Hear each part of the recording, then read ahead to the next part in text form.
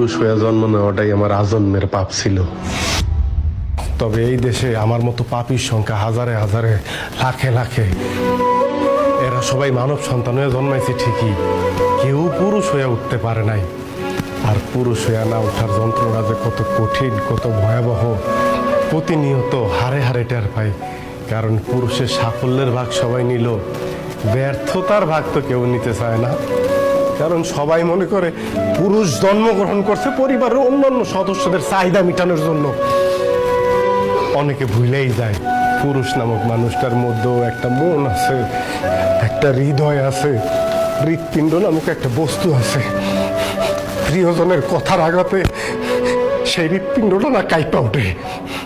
ভুলা যাইবই না কেন কম, কারণ পুরুষ তো কখনো কারো প্রিয়জন হয়ে উঠতে পারে না। সব সময় পুরুষ প্রয়োজনই কাজে লাগে।